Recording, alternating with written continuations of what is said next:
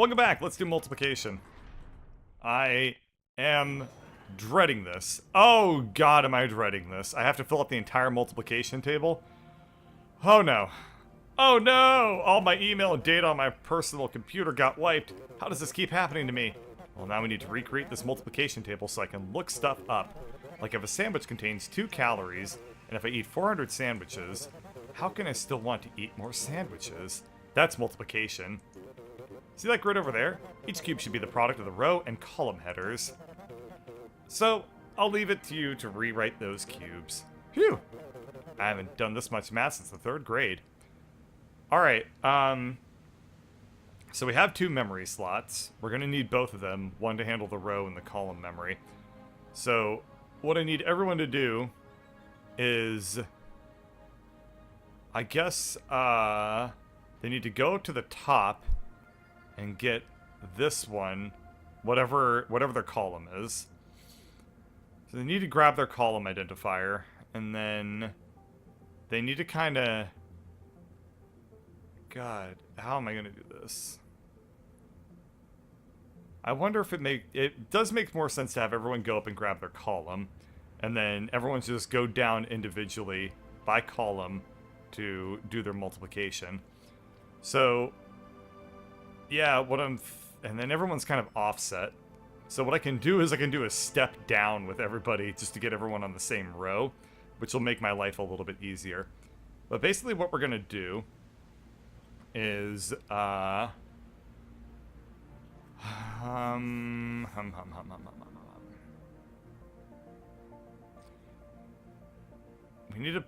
we need to go up and grab this, and then do effectively just repeated addition.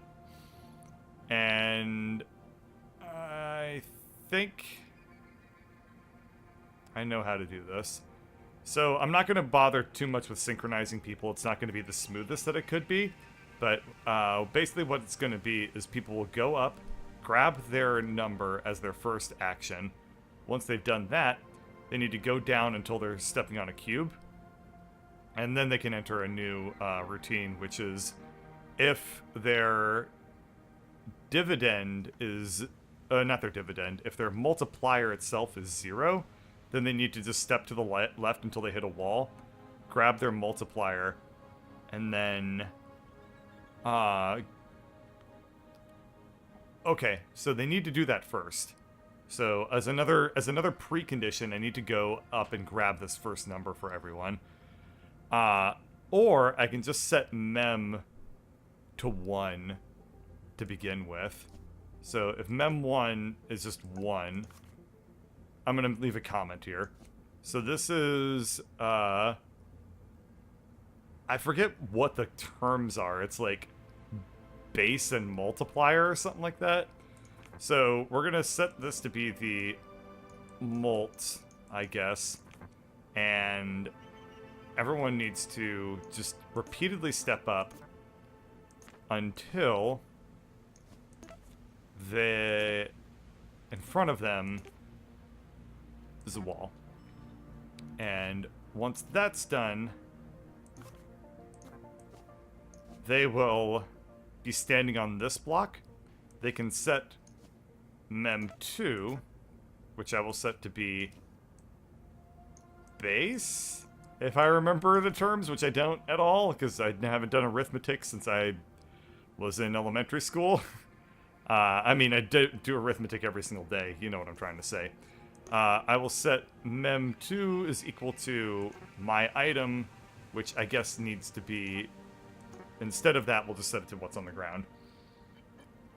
It's been a couple days since I've run this, but let's go ahead and just get our sense for what that looks like in the world. So everyone just keeps going forward. They get what they needed there. And I wanted to actually just follow a single person. Oh wait, they all have... stupid sayings that they say. Ha ha ha ha ha ha ha. Okay. So everyone goes up, they grab their item, and then they need to step down twice. And now we're in the main loop. So, what the main loop is going to be,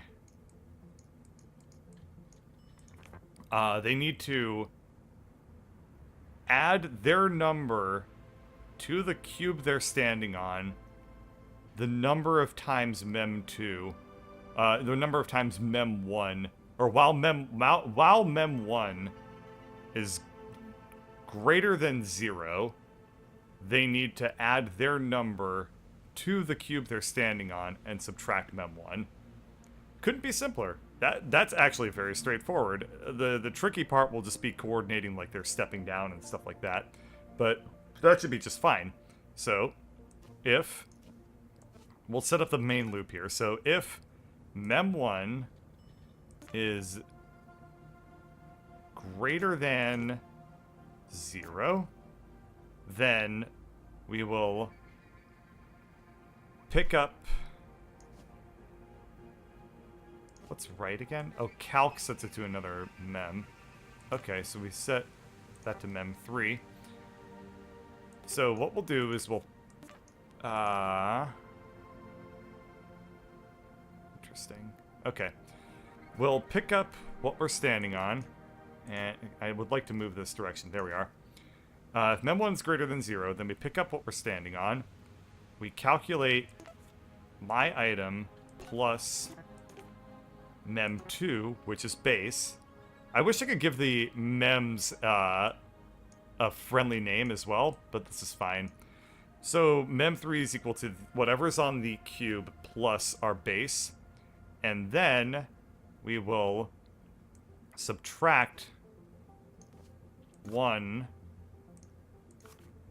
or we will subtract mem1, which is our multiplier. We'll subtract 1 from that. So while mem1's greater than 0, we do subtraction. Let's then write mem3, which is the result of our calculations, and drop. So what we'll see when we do this is everyone will be on this row and they will multiply everything by 1. Let's see that in action. Let's just kind of crank this up a little bit. Everyone goes and they pick up their number and they set it down. And we should have...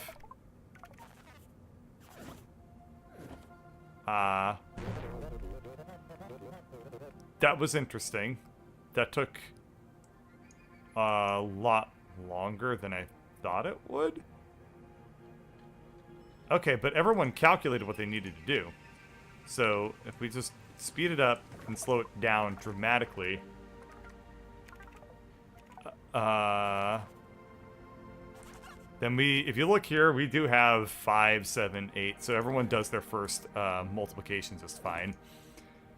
Oh, it's offset. Right. Some of those people already picked up their numbers and already did this. Or some people started on the second row, so they're a little bit further ahead than the others. That's why it looks really, really funky. But this is perfect. So the first row is set just fine. Now, once mem1 is equal to 0, our multiplier is gone. So what we need to do is we need to step to our left if to our left is a wall, then it must be the case that we're standing on this part. So what we will do is we will then set mem1, which is our multiplier. No. We need to do this differently. We need to step until we're on a wall. Then we step down. So let's go ahead and put this loop back in so we just keep stepping to the left. We will then step down 1. And then we will set our multiplier is equal to what we're standing on. And then...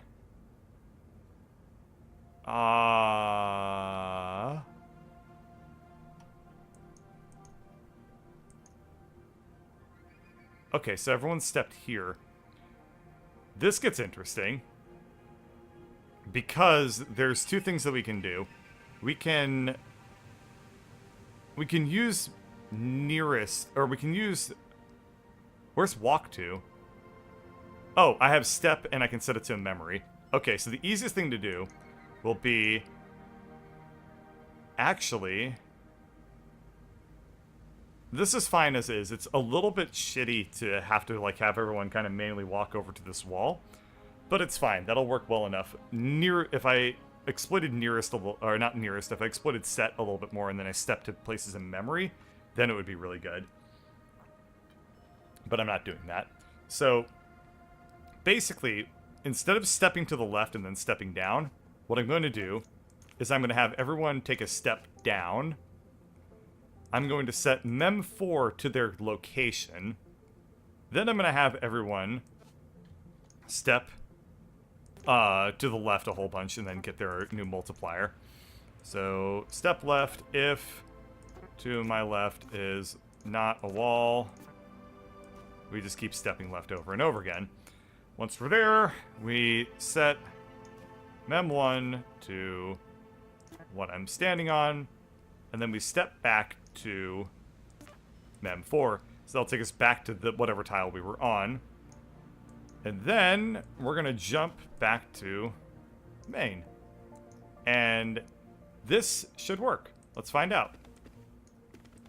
So everyone goes up. Let's keep it nice and slow for a little bit just to keep track of what they're doing. So everyone's setting their numbers now. We should see these people put it down, go forward, and then start immediately walking to the left.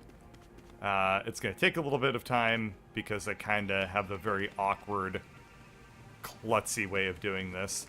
So they're going to... Oh! What in the hell are they doing? Oh, I see how this is working. Yeah, so the pathfinding is really, really funky. If I used the nearest instead of what I'm doing right now, then this would work out a lot better. So, something's not right because this person is just setting 1 for everything. I think that I might have messed up this logic somehow. So let's just go ahead and watch Susan real quick. Susan's mem1 is 2. So she's going forward. She sets it to 4. She adds 0. 4 minus 1. And then puts down 1. Oh. The reason this loop doesn't work is I forgot to loop. I forgot that I have to jump. Okay, that would explain a lot. So that's why nobody was actually, like, doing all their multiplication. Now, I don't need to actually do the right and the drop every single time. So I'm going to take that out. So basically, we pick up the cube that we're standing on. We then do all these calculations. We then write mem3, and we do our drop. That will save us a lot of time. So let's start seeing people go up. Alright. This is already kind of working out fine. They are... Okay, this didn't work. Let's look at Susan. Let's look at Susan slowly. So she has 4. And mem3 is 1. And it's the pickup loop because I needed to put that there. So she was trying to pick stuff up and it was breaking as a result. Mem3 is my item. Should not be my item. We're going to set that to be mem2 plus mem2. Oh.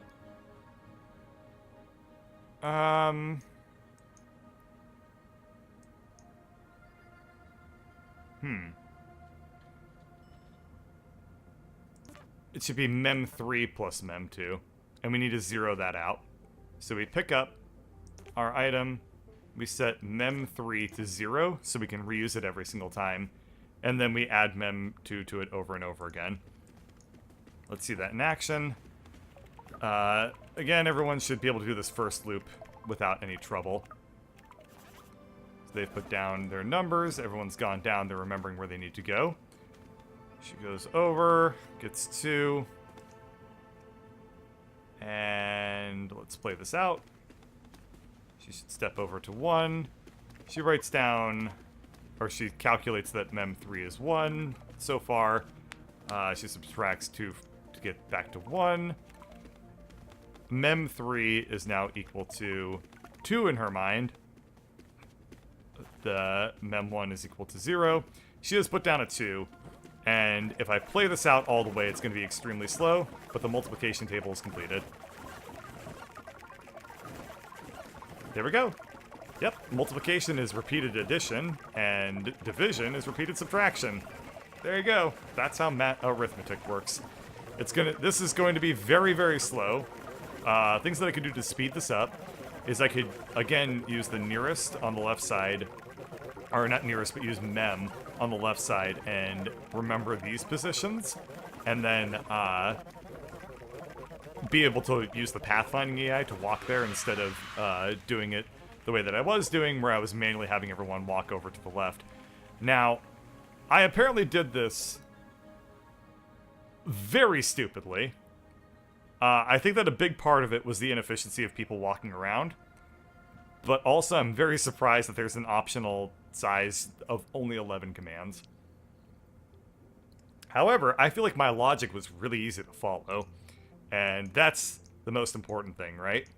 So I will consider this a success in that regard. I'm sure that there are plenty of ways to optimize this away. But I completed one of the, yet another challenge level without a whole lot of hassle. So once again, proud of myself.